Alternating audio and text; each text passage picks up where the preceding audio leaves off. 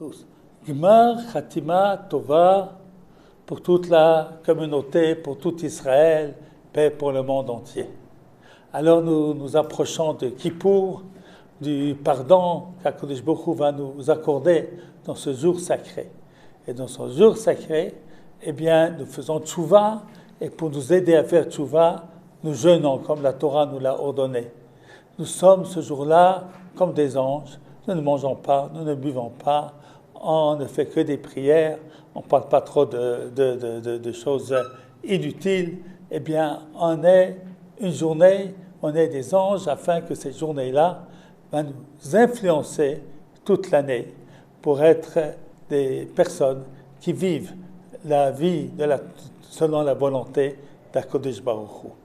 Alors, on va simplement dire un petit mot sur ce jeûne, parce qu'il y a des personnes pour qui c'est très difficile de jeûner, et il faut savoir quand est-ce qu'on a le droit de ne pas jeûner.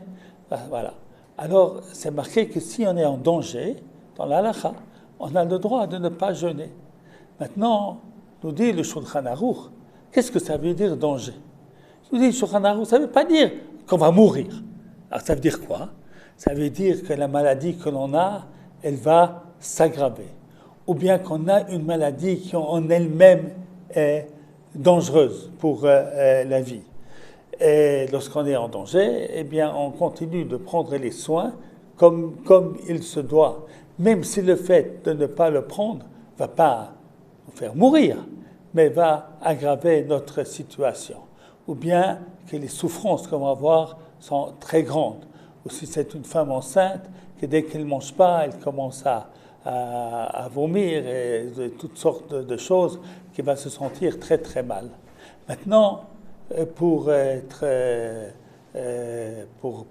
sûr que finalement on n'a pas autorisé trop facilement, eh bien le Shulchan Aruch nous a donné une combine. Vous mangez, mais pas comme d'habitude. Vous mangez lentement. Alors, par exemple, si c'est pour manger, eh bien, on a le droit de manger à peu près comme une tartine, 30 grammes, 25-30 grammes de pain. Alors, vous allez manger une tranche. Avant de manger la deuxième, ça vous avez besoin, vous allez attendre 6 minutes et demie. Ça, on n'a pas besoin, c'est pas besoin. Mais ça, on a besoin, attends 6 minutes et demie. Et puis, la prochaine, encore une fois, 6 minutes et demie après. Pourquoi? Parce que comme ça, d'après la halakha, chiyuv karet, la punition de karet, elle n'existe que si on a mangé normalement. Donc si on a fait ces espacements, eh bien, la halakha est qu'il n'y a pas de chiyuv karet. Donc c'est pas la gravité de manger Yom Kippour. C'est quelque chose que si on est en bonne santé, il ne faut pas faire, bien entendu. Mais si on est malade, voilà, c'est permis. Alors pour la boisson, comment c'est? La boisson, si on n'a pas besoin, on a besoin de boire tout petit peu d'eau, eh bien, évidemment, on va faire comme pour la nourriture.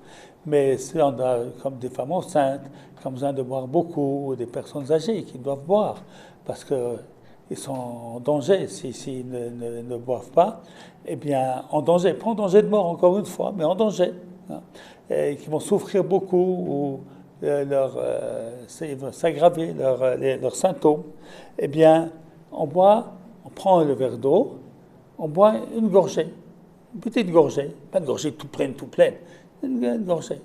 On repose le verre, attend quelques secondes, prochaine gorgée, on pose le verre, prochaine gorgée, jusqu'à ce qu'on a bu tout notre verre. Si ça ne suffit pas un verre, on fait comme ça avec le deuxième, avec le troisième, tant qu'on a besoin. Et ça s'appelle achila ushtiya bishurim, manger et boire de manière avec les shurim, c'est-à-dire de manière espacée, pas de la manière normale. Et cela, c'est ainsi qu'il faut savoir que d'autoriser cela, c'est beaucoup plus facile que d'autoriser de manger et boire normalement. Et bien entendu, quelqu'un qui a besoin pour sa santé de manger et boire normalement, eh bien, il le fait. Voilà. Alors, c'est aussi vrai aussi pour les femmes qui allaitent. Qui parfois, certaines femmes, Baruch Hashem, elles allaitent, même si elles jeûnent pendant 24 heures, il y a du lait pour le bébé. Mais il y a d'autres femmes, si elles ne mangent pas ou ne boivent pas, il y a donc plus de lait. Le bébé, il n'a pas besoin de jeûner, lui. Voilà, alors elle mangera et boira avec Béchéourim dans ce cas-là, si c'est nécessaire.